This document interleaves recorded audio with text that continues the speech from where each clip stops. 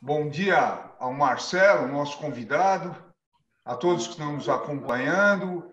Esse trabalho, essas palestras, o Conselho está desenvolvendo juntamente com o sindicato, principalmente nesse momento aí de pandemia, e o que nós denominamos economia em debate. Nós estamos convidando economistas das mais diversas formações, escolas de pensamento econômico. Inclusive, é importante ressaltar, as opiniões dos economistas não significam que é a opinião do Conselho Regional.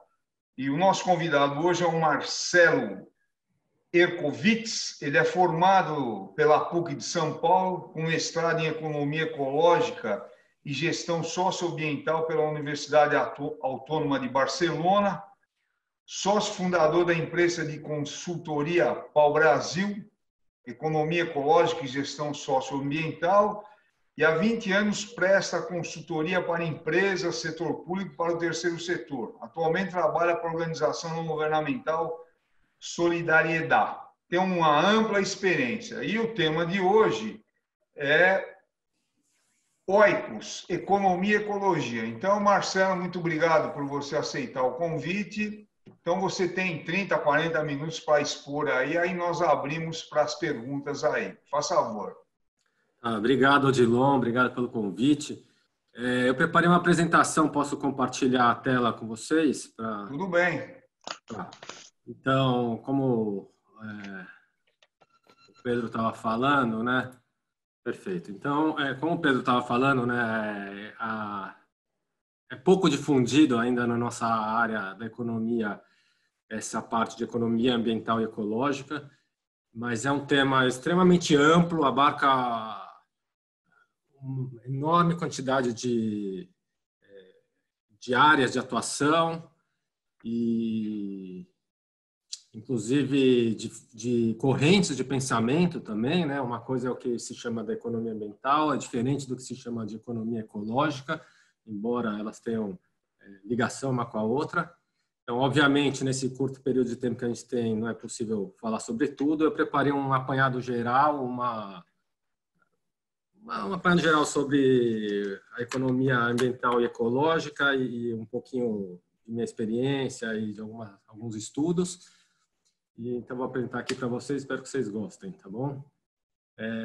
Começar dizendo que a economia ecológica, quando eu falo que eu trabalho com isso, muita gente me pergunta, mas afinal, o que economia e ecologia tem a ver? Né?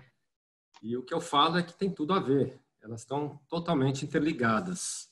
A começar pelo próprio nome, né? Ambos começam com eco, que vem de uma palavra comum, que é a palavra oikos, né? Que vem do grego. O oikos significaria o que é a casa, o lar, o ambiente. Então, de acordo, né, com a terminologia grega, a ecologia, o oikologos, seria o estudo dessa casa, o estudo desse ambiente. Enquanto a economia, oikos nomos, seria a gestão dessa casa, né, o cuidado da casa e do ambiente. Então, assim, até pela própria concepção do nome, já se vê que eles vêm da mesma raiz e estão ligados. Antigamente, os gregos tinham uma palavra para designar o que a gente hoje entende por economia, que é a crematística, né? Que era o estudo da formação de preços nos mercados com o objetivo de maximizar os ganhos. Aqui eu apresento de forma gráfica, simplificada, o ciclo da economia, como ela funciona da forma de entendimento tradicional, neoclássico, um sistema fechado, certo? Por um lado, estão as famílias, por outro lado, estão as empresas. As famílias, elas proporcionam a mão de obra, os fatores produtivos para as empresas, enquanto as empresas produzem os bens e serviços para atender essas famílias. As famílias, esse é o ciclo, é o fluxo real das coisas, né, de trabalho e de bens. O fluxo monetário, ao contrário, as famílias pagam as empresas por esses bens e serviços consumidos e as empresas pagam salários, aluguéis e capital às famílias. Então, esse é o ciclo fechado da economia, como entendido tradicionalmente. A economia ecológica, ela amplia esse sistema, ela entende que a economia é um sistema aberto.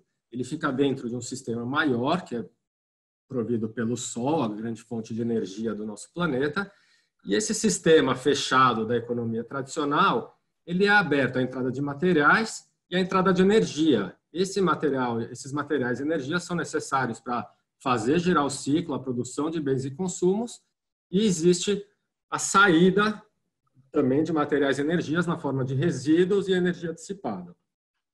Parte desses materiais e energias são reaproveitados através de processos de reciclagem.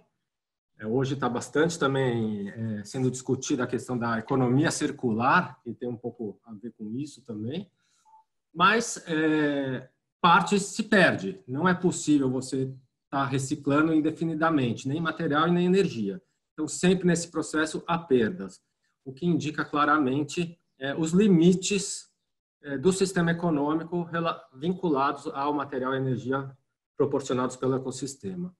Vale mencionar aqui rapidamente, né, como eu falei no princípio, eu não vou entrar no detalhe porque não dá tempo, mas existe uma diferença na corrente de pensamento da economia ambiental e ecológica, uma é mais neoclássica, a outra não, mas o primeiro pensador da economia ecológica foi um físico, um romeno, chamado Georgescu Hegen, e ele se baseou na segunda lei da termodinâmica, a lei da entropia, de que a energia vai sempre de um estado de maior ordem para um estado de menor ordem, e esse processo não é reversível, você não consegue reacumular energia. Então ele pensou, bom, se a lei da física é assim, para tudo funcionar assim, a economia também funciona assim. E é daí que vem essa ideia desse sistema aberto que a economia ecológica adota. O ecossistema, então, vimos que ele está relacionado com o sistema econômico, ele provê 4 tipos de funções, né, para os homens e para o sistema econômico. São as funções de regulação, suporte, produção e informação. Então, dentro de regulação, está a regulação do clima, captação de água, prevenção de erosões, né, e outros que estão aí colocados, vocês podem ler. Funções de suporte são aquelas de proporcionar o espaço para o assentamento humano, para os animais, para o crescimento dos vegetais, recreação, turismo. As funções de produção são produção dos recursos, oxigênio, água, comida, matéria-prima, recurso genético. E as funções de informação se relacionam à estética, à história, educação, espiritual, né? Então, essas são as principais funções que relacionam o ecossistema com a gente. Aqui tem, eu coloquei alguns marcos importantes do ambientalismo, né? Da história do ambientalismo e também dos limites, publicações ou convenções que mostraram os limites do crescimento baseado nos recursos naturais, né? Eu não vou explicar todos eles, porque também não vai dar tempo, mas eu vou mencionar alguns que eu acho que são importantes. O primeiro é esse, que foi em 1962, a publicação desse livro, Primavera Silenciosa, foi escrito por Rachel Carson, no qual ela era plena época de Revolução Verde, né?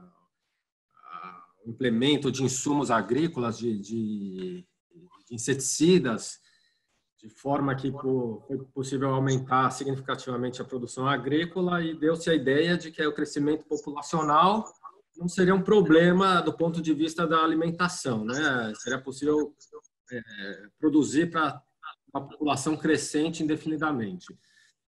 E essa publicação mostrou os efeitos perversos no meio ambiente e na saúde do DDT, né? Chamou a atenção para isso, ao final esse inseticida foi banido, mas foi uma primeira publicação que mostrava que existem limites para o uso, para interferência, né, no meio ambiente.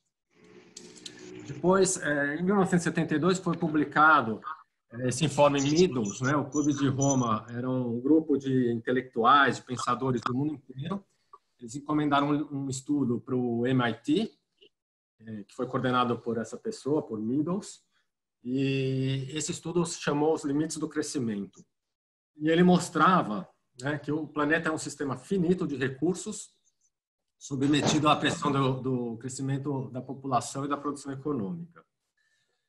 Em 83, a ONU criou essa Comissão do Meio Ambiente, né, presidida pela Brundtland, e em 87 a Brundtland publicou esse relatório, O Nosso Futuro Comum, que também ressaltava o risco do uso excessivo dos recursos naturais, sem considerar a capacidade de suporte do planeta, né? Então, mostrando a incompatibilidade entre o desenvolvimento sustentável e os padrões de consumo e produção vigentes.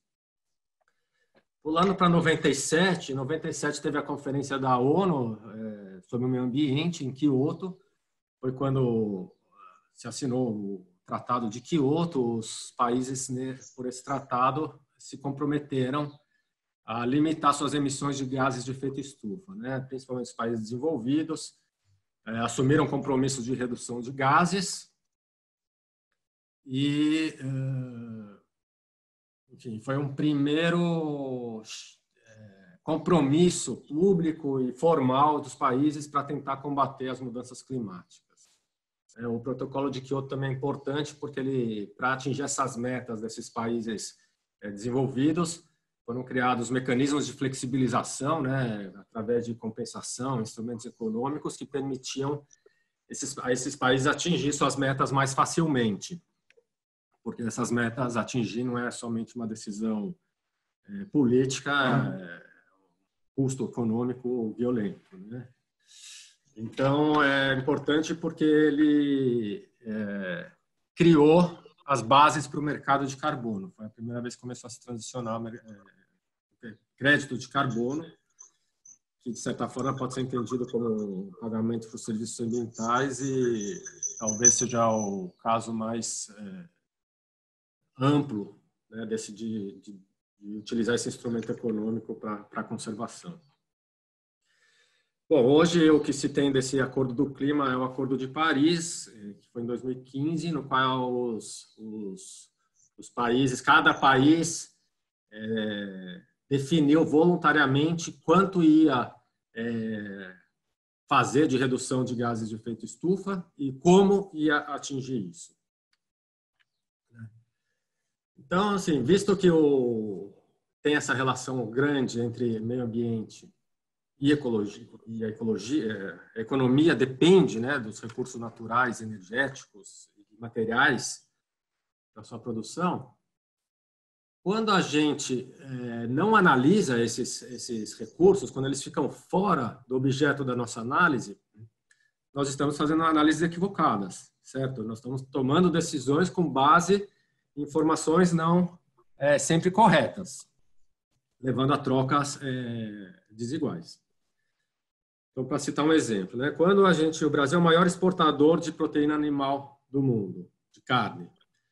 Quando nós exportamos carne, a gente não está exportando somente carne, nós estamos exportando também água, nós estamos exportando floresta.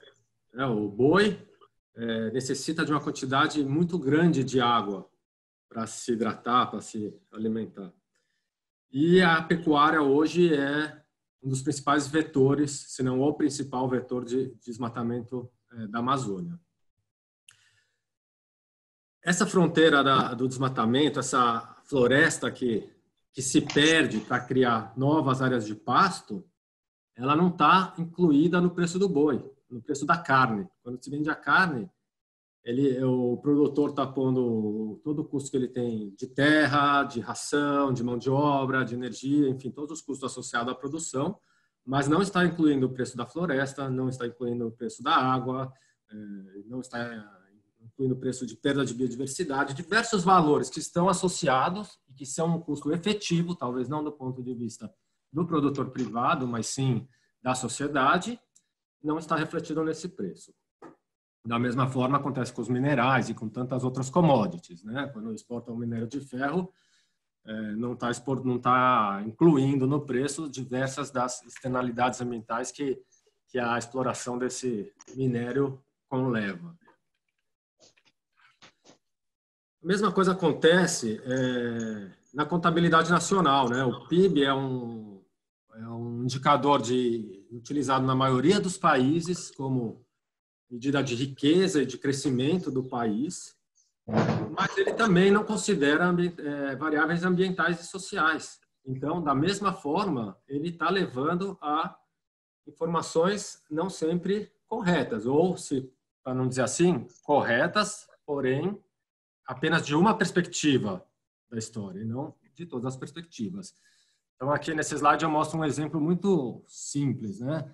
Você tem uma floresta, você derruba a floresta, você tem as toras, você faz as tábuas e produz um móvel, uma mesa linda, como essa aí da foto. Isso aí para o país gera riqueza, né? A mesa vendida é um aumento do produto interno bruto, move a economia, serrarias e tudo. Agora, o capital natural que foi perdido, a floresta que foi perdida, não contabiliza no produto interno bruto. Então, a gente está ganhando riqueza monetária, capital produzido, mas está perdendo capital natural, que não está sendo contabilizado nesse indicador.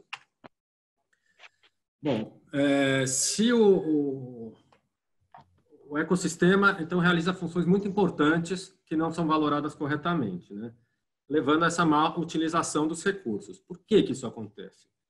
Isso acontece por uma diversidade de fatores, né? Eu também não vou ser exaustivo aqui, nem entrar em detalhes, mas eu vou mencionar alguns que são importantes, né? Um deles é o que foi chamado a tragédia dos comuns, né? Um ecologista chamado Garrett Hardin, ele publicou na revista Science, em 1968, esse artigo, chamado Tragédia dos Comuns, no qual ele fala o seguinte: quando um bem não tem o direito de propriedade bem estabelecido, a tendência é que ele seja utilizado até sua exaustão. Então, os bens comuns, ele leva à seguinte situação: os indivíduos vão utilizá-lo para tentar maximizar seus benefícios privados, sem pensar nos custos sociais e no benefício coletivo de manter aquilo lá. Ele usou o exemplo de uns pastores, né, de ovelhas, que usariam um pasto ali coletivo para maximizar a criação das suas ovelhas, sem pensar no futuro coletivo. E isso se aplica muito aos recursos naturais. Grande parte dos recursos naturais são bens públicos, né, como o ar, a água, são bens públicos e que você não consegue isolar, você não consegue impedir uma pessoa de usá-lo se estiver fazendo algum mau uso ou mau comportamento dele. Você não pode fazer uma pessoa parar de respirar, por exemplo. Então, o fato deles terem essa característica de bens públicos leva um pouco a essa situação descrita por Hardin. Por serem bens públicos também, muitas vezes eles não fazem parte do mercado, eles não estão dentro de um sistema de preços, eles não têm preço e, portanto, o mercado não reconhece o valor disso, não são comercializados.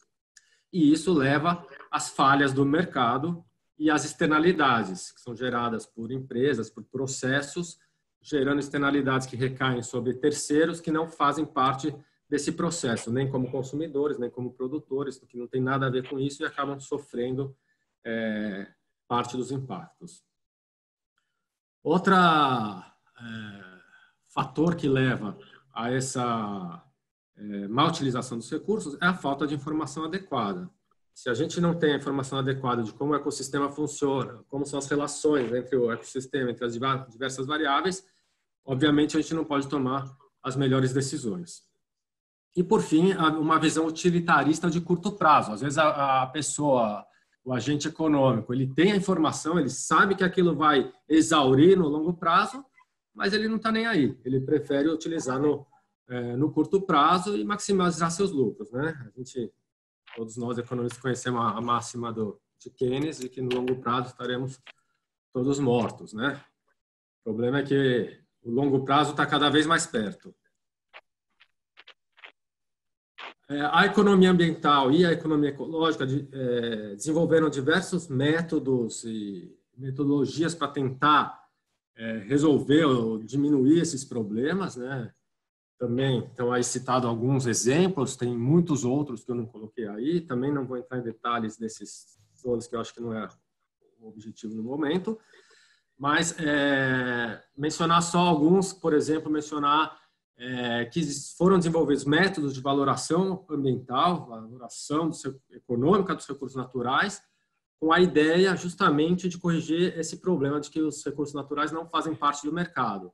Então, tem gente que pensa, bom, já que eles não fazem parte do mercado, vamos atribuir valor para que eles possam fazer parte do mercado e os agentes econômicos também lidem com isso. Então, se o cara, uma empresa, é um foco de poluição, quanto custa essa poluição, de forma ou a desincentivar ele a fazer, ou que ele continue fazendo, mas pague um valor suficientemente grande para ou compensar, ou para recompor, ou para tratar, né? Tem vários métodos para você fazer isso. Tem um método de análise multicriterial desenvolvido pela economia ecológica que não reduz, né? Nesse caso, por exemplo, uma análise custo-benefício, antigamente não incluía os recursos naturais. O que dava mais dinheiro, qual era a rentabilidade melhor e tomava as decisões. Hoje, a análise custo-benefício é capaz de fazer a mesma coisa, mas incluindo recursos naturais, na medida que você atribui valor a eles. No entanto, a análise custo-benefício é sempre baseada em valores monetários. A análise multicritério é um sistema de tomada de decisões que se baseia em critérios diferentes e valores diferentes, não apenas monetário. Por que isso? Porque existem recursos que simplesmente não é possível valorar monetariamente, né? Não sei, valores culturais, valores históricos. Depois tem vários outros aí, também não vou entrar em detalhes, né? Esse Index de Sustainable Economic Welfare é uma proposta para substituir o PIB, incluindo a depreciação do capital natural, por exemplo, como eu falei anteriormente, e por aí vai. Então, aqui eu peguei alguns exemplos que eu encontrei. Às vezes eu vou lendo assim na mídia mesmo, comum, e coisas que me chamam a atenção e que mostram o valor do ecossistema, do meio ambiente, que passam assim, a gente nem considera, né? Então, peguei só algumas, assim, bem rapidamente para a gente ver. Essa semana eu estava lendo uma entrevista e do Marcelo Leite na Folha, ele entrevistou essa pessoa aqui, o Roberto Berlink, que eles estavam falando sobre o coronavírus. E ele perguntava se não existia pesquisas na Amazônia para tentar encontrar algum material genético que fosse possível de criar vacina ou remédio para o Covid. E ele falou que sim, que existem grupos que estão pesquisando, que claro que devido à urgência toda da situação atual, as pesquisas têm se centrado muito em remédios já existentes, em vacinas existentes, né, para tentar uma coisa mais rápida, mas que existem grupos que estão pesquisando na Amazônia, procurando por um recurso genético capaz de responder a essa emergência, né? Imagina se tiver uma cura para o Covid-19 ali escondido em alguma árvore ou algum animal da Amazônia. Quanto vale isso? Ontem, aliás, também ontem à noite, por acaso lendo, eu vi que tem um grupo na Inglaterra pesquisando a cura para o Covid-19 no sangue da lhama, né? Imagina se então um animal que está lá na Amazônia, enfim, qualquer recurso natural, né? E nessa entrevista também esse Roberto Berlink falou que o primeiro antiviral descoberto para tratar o HIV, o AZT, ele veio de uma molécula de uma esponja marinha do Caribe, né, para mostrar o valor dessa diversidade. Em outro artigo também que foi publicado pela BBC, mostrar que uma rã que existe no Pantanal, as secreções dela podem ser usadas para tratar a diabetes tipo 2. Enfim, tem vários medicamentos que vêm, né, de recursos genéticos da floresta e de conhecimento tradicional dos povos tradicionais. O Ronaldo Serô da Mota, né, ele fez em 2002 um estudo para calcular o custo econômico do desmatamento da Amazônia, ou em outras palavras, o custo, quanto vale aquela floresta, né, o que estava se perdendo ao se desmatar. Ele ele usou os 4 tipos de valores que se usa na valoração, que é o valor de uso direto e indireto, o valor de opção e o valor de existência. E ele chegou a esses valores que estão aqui apresentados, $108 por hectare ano, ou ele também pegou os valores que ele encontrou, projetou no tempo e trouxe a valor presente a uma taxa de desconto à perpetuidade. Então, com isso ele encontrou também um valor de $1.079 por hectare, até, né, variando de 1.079 a quase $20.000 por hectare, dependendo do cenário assumido, que vai de 10% numa taxa de desconto a 2% ao ano. Então, para se ter uma ideia, né, a área da Amazônia hoje a área da Amazônia é 5.500.000 quilômetros quadrados, que dá 550 milhões de hectares. Então, isso aqui representa, esses valores que ele encontrou, para o total da Amazônia, representa 60 bilhões de dólares por ano, ou, né, o valor total trazido ao valor presente seria, no cenário de 10% da taxa de desconto, seria aproximadamente 600 bilhões de dólares. E nesse cenário de 2% da taxa de desconto, seriam aproximadamente 11 trilhões de dólares. Certo? Esse é um dos estudos, tem vários estudos já que fizeram essa valoração da Amazônia. E varia bastante os números, dependendo dos pressupostos assumidos. Mas o importante aqui não é tanto mostrar o valor em si, mas a magnitude do valor e o que existe tão importante lá, né? Vale mencionar ainda o seguinte, eu não estou assim super atualizado com os preços das commodities, principalmente de soja, mas quando eu fiz um estudo há um tempo atrás que me informaram que aproximadamente a rentabilidade de um produtor de soja é de 3 sacas por hectare. Eu vi que a saca está quase R$100, então seria R$300 por hectare a rentabilidade da soja. Isso é bastante inferior a esse valor que ele encontrou aqui, de $108 por hectare ano. Ou seja, do ponto de vista da sociedade como um todo, a gente está perdendo dinheiro ao trocar 1 hectare de floresta por 1 hectare de soja. Da mesma forma, vou passar rapidamente aqui, porque já o tempo, né, já está ficando curto. O Moraes e outros autores fizeram esse estudo para calcular o valor do Pantanal, também chegaram a cifras enormes. Esses estudos sempre chegam a cifras muito grandes, porque são áreas imensas e um valor agregado muito grande, que acaba não entrando nas nossas análises econômicas e principalmente nas tomadas de decisões dos agentes privados. E dos governos também, que esses sim deveriam pensar mais a longo prazo e no conjunto da sociedade. Aqui vou apresentar também rapidamente um estudo que eu fiz para essa área, que é o corredor de sociobiodiversidade do Xingu. Essa área ela está dentro da bacia do Xingu, então nesse mapa vocês veem delimitado em linha azul a bacia do Xingu, e no canto esquerdo lá em cima o mapa do Brasil, onde se localiza essa bacia. O corredor de sociobiodiversidade do Xingu é um conjunto de unidades de conservação, que incluem terras indígenas e outras unidades de conservação de várias categorias, e que faz uma área contígua de floresta, onde habitam mais de 20 povos indígenas que falam mais de 20 línguas diferentes, com culturas diferentes e uma enorme biodiversidade e maciços florestais, né? Então, para fazer essa valoração dessa área, a gente considerou alguns serviços ambientais existentes lá, que estão aí descritos, o serviço de armazenamento de carbono, de emissões evitadas de gases de efeito estufa, o sequestro de carbono, a produção de chuvas, a produção de água na bacia hidrográfica, que é um fator super importante, porque foi construído o Belo Monte lá, e assim, até só para mencionar um dos resultados encontrados, um desmatamento ali da bacia do Xingu e da Amazônia acima de um certo limite simplesmente inviabiliza Belo Monte, do ponto de vista de geração de energia, e o serviço de biodiversidade e patrimônio cultural. Então, para mencionar aqui, alguns desses valores, desses serviços que eu apresentei, foram valorados com valores monetários, e outros não, sem valores monetários, porque não dá para valorar a cultura dos índios, por exemplo, mas foram feitas vários tipos de comparações para mostrar a riqueza e o valor disso, né? Então, uma das coisas que a gente associou o valor foi o carbono, justamente pela existência de um mercado, né, o mercado de carbono.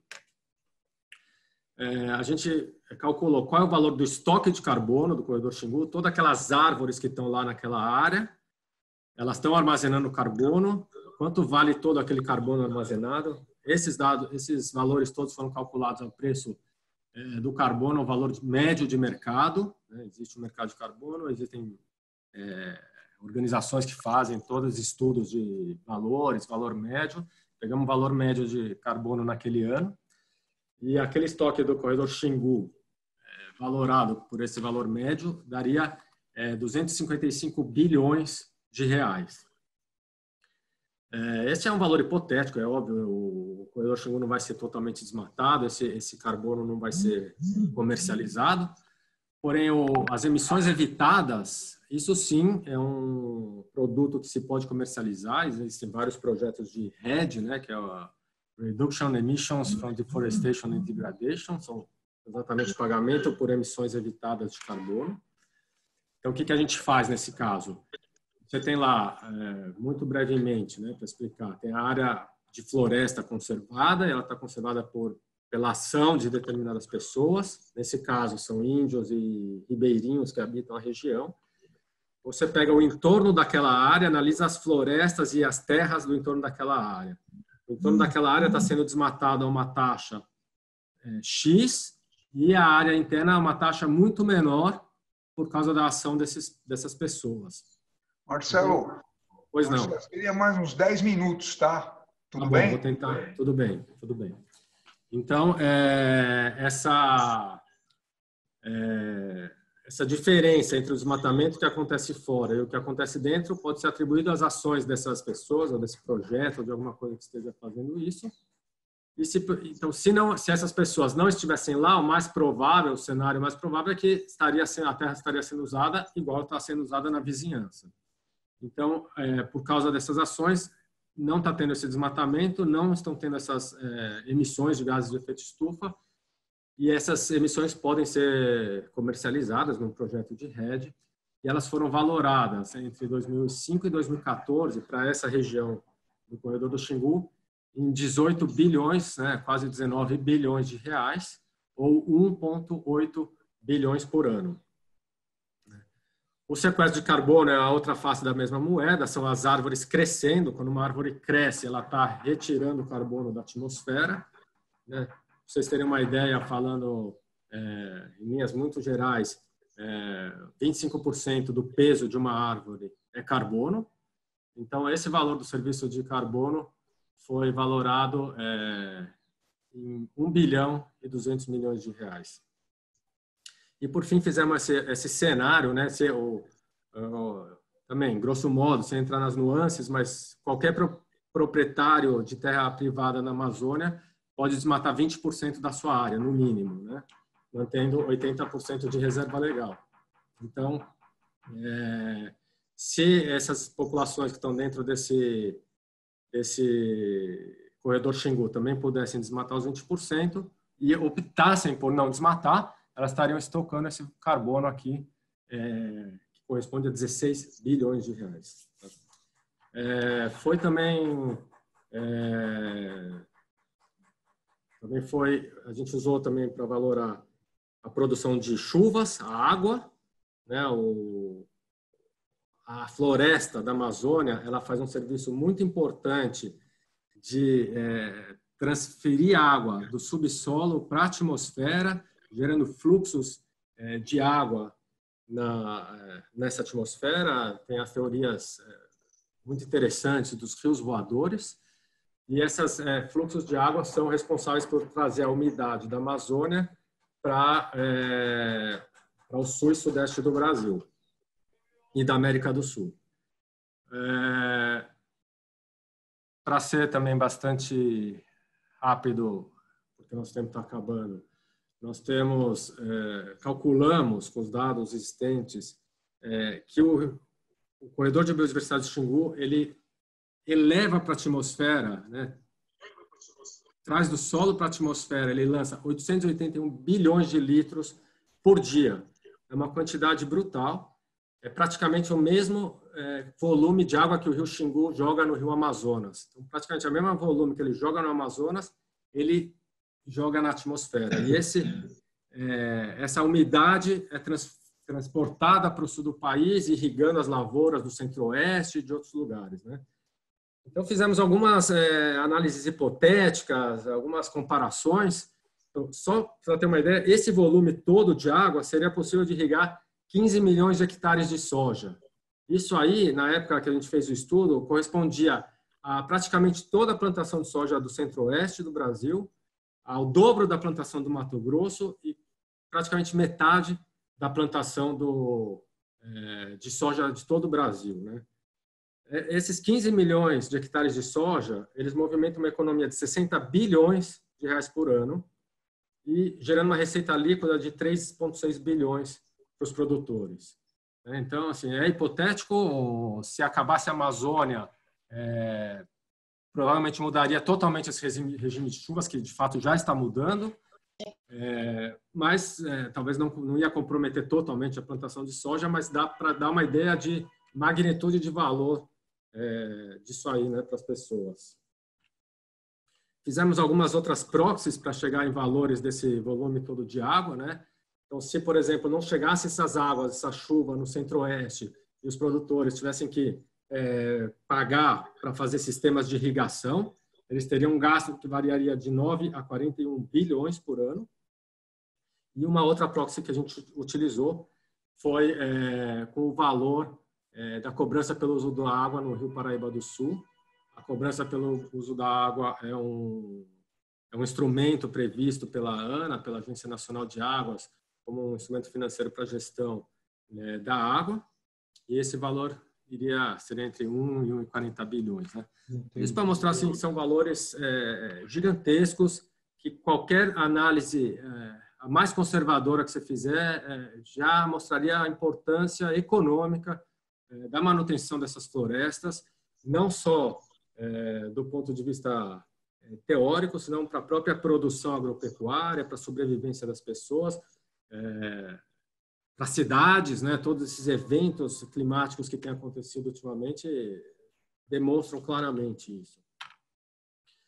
E, por fim, eu vou apresentar aqui também, de forma bem breve, um estudo que saiu recentemente, agora, em 2020, interessante, eu achei bastante interessante, foi feito por esse ator, Infante Amati e alguns colaboradores, que ele fez um estudo, uma análise biofísica das importações e exportações da América Latina, ou seja, ele analisou a balança comercial, mas não em termos monetários, senão em termos de peso dos materiais. E o que ele achou? Essa análise aqui vai de 1900 a 2016, né? Então, você percebe aqui, por exemplo, no gráfico do Brasil, que mais ou menos a partir da metade desse período, seria 1950, 60, começa a crescer tanto importações como exportações, mas a gente vê que da linha para cima são importações e da linha para baixo são ao contrário. Da linha para baixo, exportações, da linha para cima, importações. Então, em termos de material, o Brasil exporta uma quantidade muito maior do que importa, né? A gente está exportando principalmente metais e biomassa, que são animais e madeira, né? E importando combustíveis fósseis e um pouquinho lá de minerais não metálicos. Então, assim, a nossa balança comercial, eu não sei exatamente como está em termos financeiros, seria muito interessante comparar com esse gráfico aí, mas em termos de materiais, claramente vamos dizer, superavitária, o que não necessariamente seja bom, pelo contrário, nesse caso, né? Aqui é a mesma informação, só que em termos per capita, então toneladas per capita ano. Mostra mais ou menos a mesma informação. E aqui essa última, eles fizeram uma análise do crescimento de importações e exportações em dólar por quilo para a região entre 66 e 2016, né? Então, em 66, aí a América Latina como um todo, não só o Brasil, né? A América Latina pagava $0,5 por cada quilo de produto que ela importava e vendia por $0,01 cada quilo de produto. E em 2016, a gente paga $1,6 por quilo de produto e vende a $0,6 dólar por quilo de produto. Então, também isso é uma outra perspectiva, né, para olhar para as contas e para ver, e daí também a gente vê que tem muito maior valor agregado nas nossas importações do que nas nossas exportações, que é bastante lógico, a gente conhece a pauta da nossa balança comercial, né?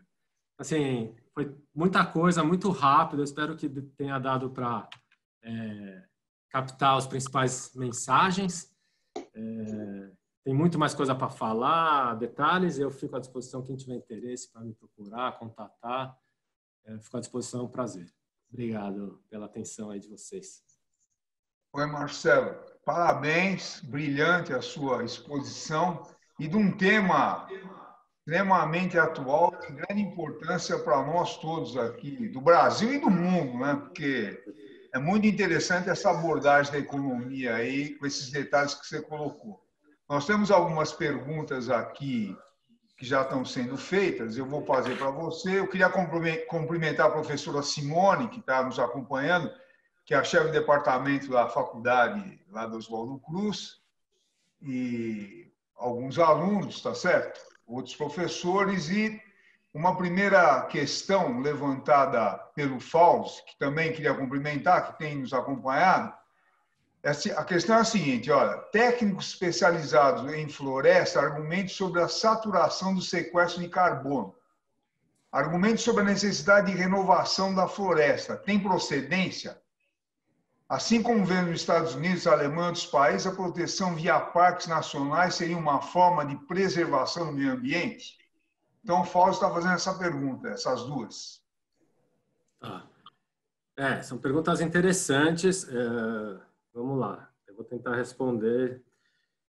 Primeiro, com relação à saturação do sequestro, eu não sei se eu entendi muito bem, mas eu acredito, assim, como é que funciona, né, essa parte da floresta com o carbono?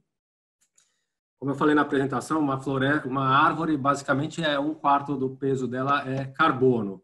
Como é que se calcula isso, né? Os engenheiros florestais. É possível saber qual é a biomassa, a quantidade de carbono que existe numa determinada floresta. Eles pegam, fazem uma amostra destrutiva. Eles vão lá, cortam a floresta, deixam secar.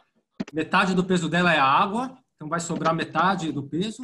E o que sobra da massa seca, em linhas gerais, metade é carbono. Então, a árvore é o que captura carbono. Eu acho que o que ele quis dizer na pergunta de saturação de carbono é que acontece do sequestro de carbono, é que quando uma floresta já está formada, ela realmente ela não sequestra uma grande quantidade de carbono. O que sequestra o carbono é a árvore em crescimento, que é justamente quando ela está fixando esse carbono para ir formando a sua estrutura. Então, uma floresta formada, ela não é um grande fonte de sequestro de carbono. Ela ainda sequestra carbono, mas em taxas muito menores do que uma floresta em crescimento. Isso não significa que ela não seja importante do ponto de vista do carbono, ela é fundamental tanto como o estoque de carbono, como para manter toda a biodiversidade associada, né? Porque esse também é um problema. A gente olha só, assim, da mesma forma que olhar só para valores monetários, a gente não enxerga toda a figura. Olhar só para carbono também a gente não enxerga toda a figura, né? Tem vários exemplos interessantes de como essa análise enviesada só para carbono não vai resolver problemas de erosões ou de rios que vão se secando e morrendo, né? Acho que não dá tempo de falar aqui, mas, enfim, concluindo, eu acho que a floresta em crescimento, né, continua sendo uma importante fonte de sequestro de carbono, e o Brasil tem enormes áreas degradadas, passíveis de serem recuperadas e recompostas, e que são fontes de sequestro de carbono. Para concluir, um dos compromissos assumidos no Brasil no Acordo de Paris, né, as contribuições nacionalmente determinadas, o Brasil definiu contribuições ambiciosas, e uma das formas para atingir essas metas é a recomposição florestal, restauração de 12 milhões de hectares de floresta. Ou seja, a gente tem aí muito serviço para fazer para sequestrar carbono. A outra pergunta, desculpa, qual era a outra pergunta, Dilon? Me perdi aqui. Está no mudo. Você está com o microfone... Não estou te ouvindo, você está com o microfone mudo aí.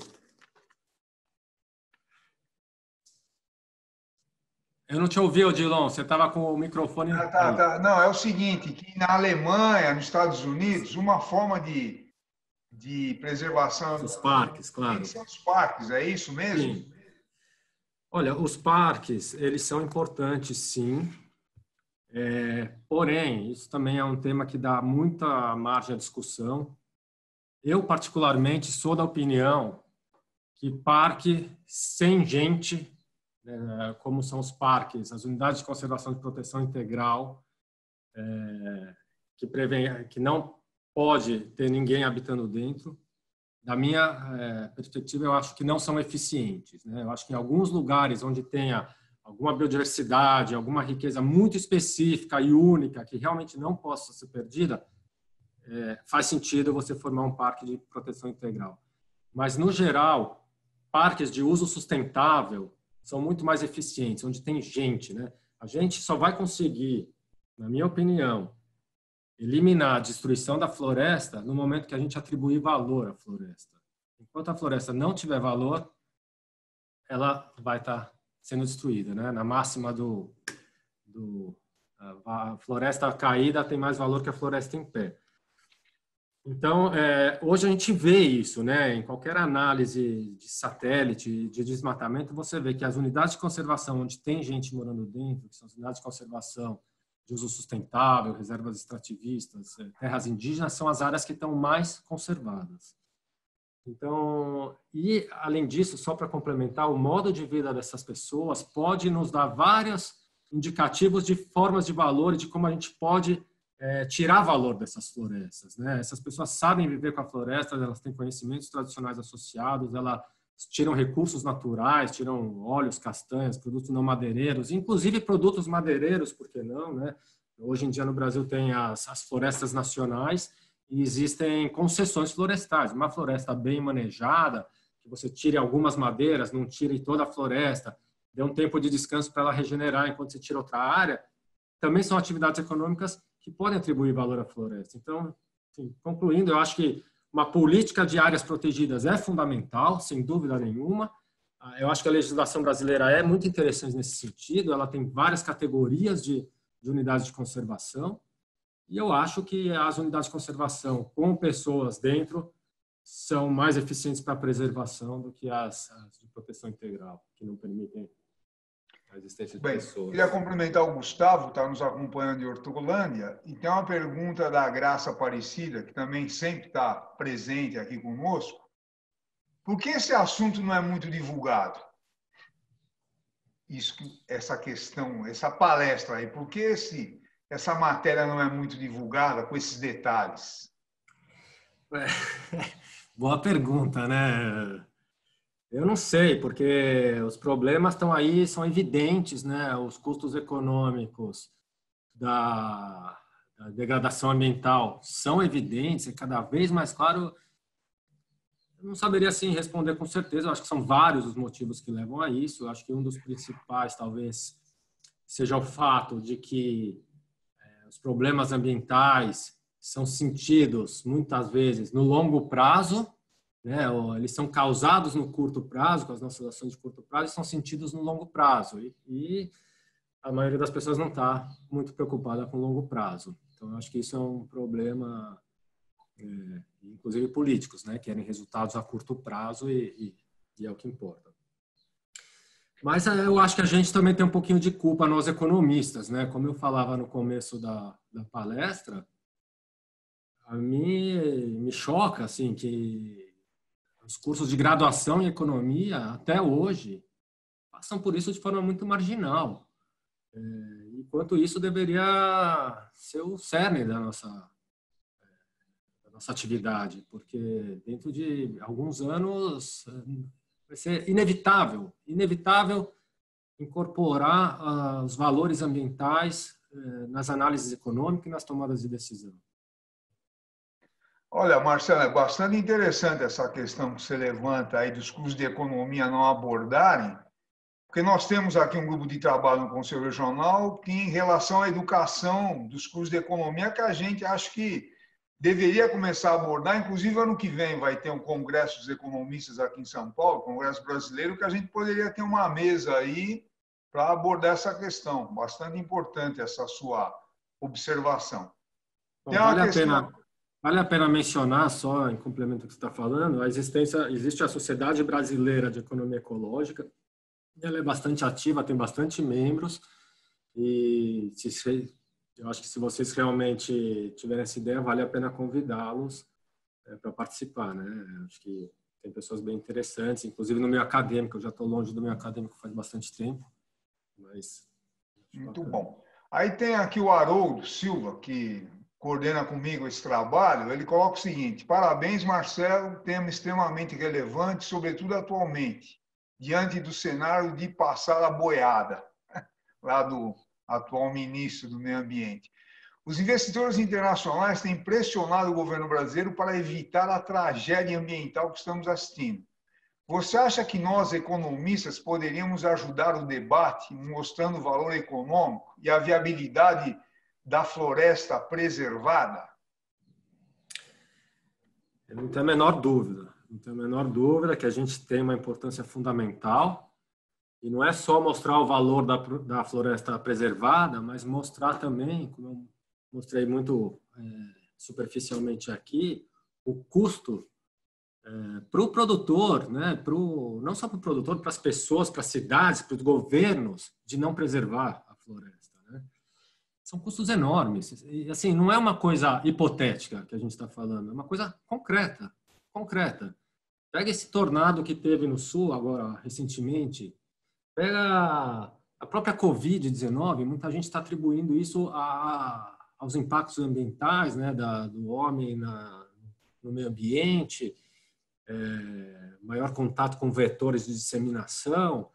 Então, eu acho que sim, que a gente tem um papel fundamental e mostrar, tanto em análises de negócios, tomadas de decisões, eu acho que a gente tem um papel importante, sim, para fazer isso aí.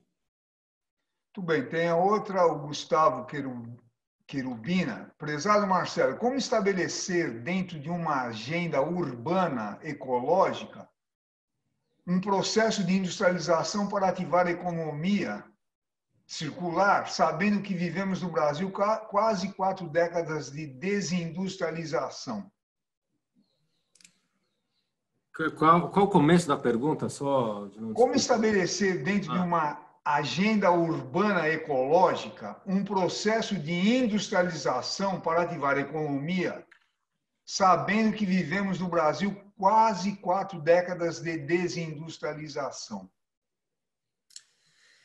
Bom, eu acho que a gente precisaria redirecionar o nosso foco de desenvolvimento, né? Assim, faz tempo já que me chama a atenção, e não é de hoje, desse governo, todos os governos passados, todas as nossas ambições de desenvolvimento, elas se baseiam em experiências de desenvolvimento de países que hoje já são desenvolvidos, mas que estão mostrando os limites desse desenvolvimento e que estão chegando a uns pontos de colapso. A gente se espelha em um modelo fracassado. Concorda com essa minha ideia, o fato, né, de que a gente olha, quando os países desenvolvidos, principalmente na Europa, estão falando na recuperação da economia no pós-Covid-19, eles estão falando em novos modelos de economia, respeitando mais o meio ambiente, crescimento sustentável.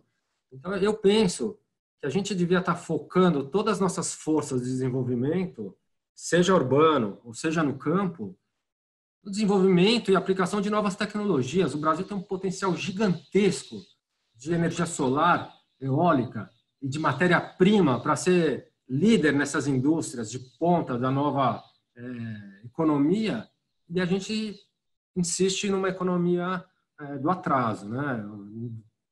Infelizmente, eu temo que a gente vai novamente perder o bonde do desenvolvimento correndo atrás do rabo. Vou passar aqui, vou tentar ler aqui com calma. O Tupã Mirim está mandando o seguinte: a VTE Chondarô, Marcelo, TI Renascer, Iviti-Guaçu, Tupi-Guarani, juntos somos fortes. Estamos aqui para cuidar da nossa mãe terra, para as futuras gerações. Como é que você vê? Isso aí, queria mandar um forte abraço para o Tupamirim, amigo meu, vizinho aqui dos povos tradicionais aqui do Brasil, habitante aqui de Ubatuba também. É um prazer ter ele aqui na nossa palestra. Eu acho que ele está certíssimo e estamos aqui para cuidar das futuras gerações. Eu acho que esses povos da floresta, como eu já falei anteriormente, têm muito a ensinar para a gente, né? A gente acha que eles vivem no atraso e, na verdade, eles vão mostrar para a gente que é possível viver. Eu tive, nesse estudo de valoração que eu fiz no Corredor Xingu, como eu falei, eu fiz também valoração, tentei valorar os recursos intangíveis, né? E para isso eu tive uma conversa com um antropólogo muito conhecido, o Viveiros de Castro, uma conversa interessantíssima. E ele mostrava assim, a diversidade de valores, de conhecimento, o próprio fato deles falarem línguas diferentes, que gera ligações cognitivas no cérebro, gerando outras formas de habilidades, de coisas, né? Mas num futuro, onde os recursos naturais são escassos, imagina, isso ele me falou lá em 2015 e tal, e agora com essa situação de Covid-19 faz mais sentido ainda, né? Da gente ter que começar a viver em menores comunidades, menores aglomerações. Essas comunidades vão ter muito a ensinar para a gente de como é viver em menor comunidade, mais próximo da floresta. E, assim, para concluir uma fala do Viveiros de Castro que me deixou muito tocado, que ele falava que esses povos, eles não são um espelho do passado, mas eles são um reflexo do que a gente pode vir a ser no futuro. Isso aí, eu acho que a manutenção desses povos é uma reserva de sabedoria onde a gente pode beber na fonte quando a gente precisar. A gente devia tomar mais cuidado com isso. Forte abraço aí, Tupamirim. Tem várias outras questões aqui que não dá para colocar todas, mas eu vou colocar uma última, que é do Gustavo Querubino, é o seguinte: faço uma pergunta agora também para o Odilon e mantendo o Marcelo. Então, para você também, Marcelo. Podemos imaginar que economistas um dia defenderão o conceito de decrescimento? Decrescimento nos termos na formulação do Latour. O que você acha disso, Marcelo? E nós, economistas, defendemos o decrescimento. Eu acredito piamente. Eu acho que tem muita gente hoje já falando em decrescimento. Ou seja, tem uma corrente de economia que já defende fortemente o decrescimento. E eu acho que não é que um dia a gente vai defender, né, todos os economistas. É que um dia simplesmente não vai dar para crescer mais. Eu mostrei, eu espero que tenha ficado bem claro que existem limites. A gente depende de recursos. Por mais que a tecnologia avance, a gente continua necessitando desses recursos materiais energéticos, né? Na teoria da economia ambiental também tem a famosa curva de Kuznets, que é o U invertido. Na medida que um país vai ficando mais desenvolvido, ou seja, um país pouco desenvolvido, ele usa poucos recursos e pouca energia, porque ele vive basicamente de sua subsistência. Na medida que ele vai desenvolvendo, ele vai usando cada vez mais recursos e energia para produzir. Mas quando chega num nível de desenvolvimento alto, ele passa a decrescer essa linha, porque ele começa a desenvolver tecnologias que exigem dele menos unidade de material e de energia por quantidade de produto produzido. Então, vai reduzindo. Só que a quantidade de produtos produzidos aumenta muito mais. Então, por exemplo, um carro no passado levava muito mais material e energia para ser produzido do que hoje. Mas a quantidade de carro que se produz hoje, enfim, eu acho que essa questão do decrescimento é super importante e eu acredito sim que no futuro, e espero que não muito distante, uma grande parte dos economistas estejam trabalhando com esse objetivo aí.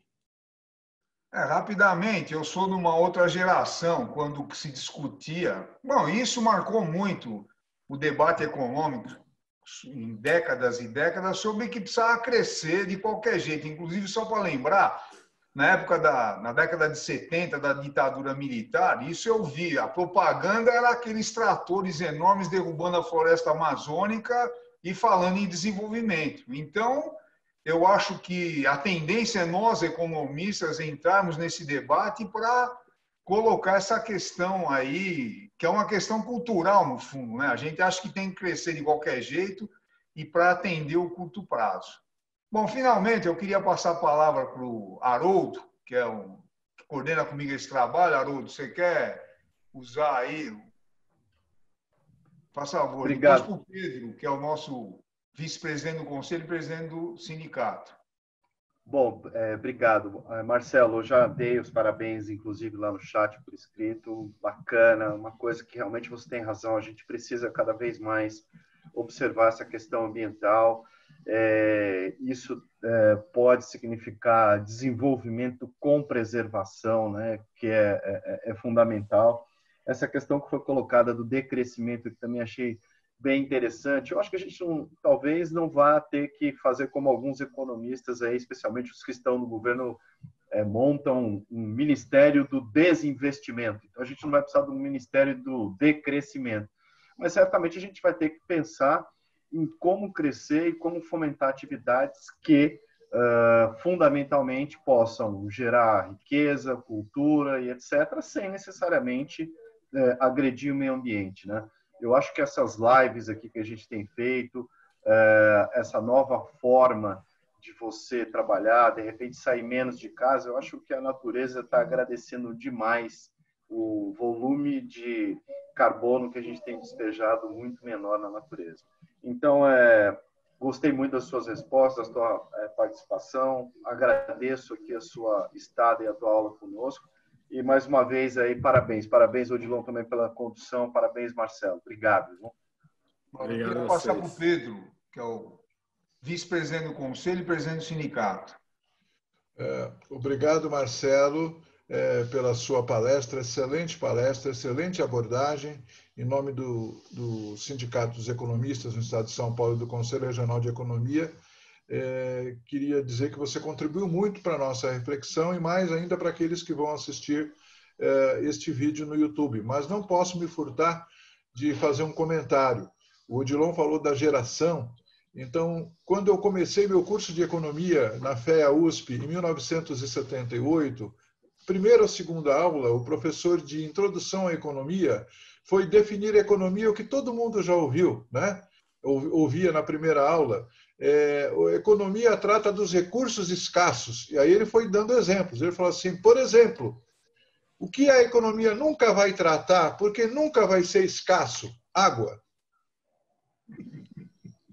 E agora a gente se voltando para a questão da água, tremendamente, em virtude disso. Então, as nossas gerações são diferentes. O meu curso eu comecei há 42 anos atrás, né? Então, evidentemente, a gente tem que ter uma nova abordagem para as novas gerações. Obrigado, Marcelo. Bom, então, Marcelo, queria agradecer e colocar à tua disposição para as considerações finais aí. Faça favor.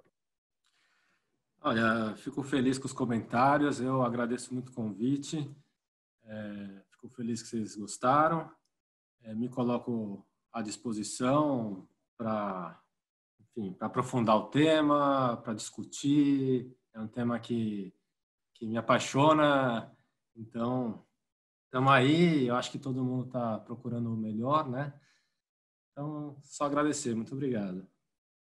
Muito obrigado, Marcelo. Só queria assinalar que o Claudemir Galvani, nosso colega, que foi vice-presidente do Conselho Regional, chefe do departamento da PUC, está acompanhando o debate. Muito obrigado, Marcelo. Foi excelente aí a sua palestra.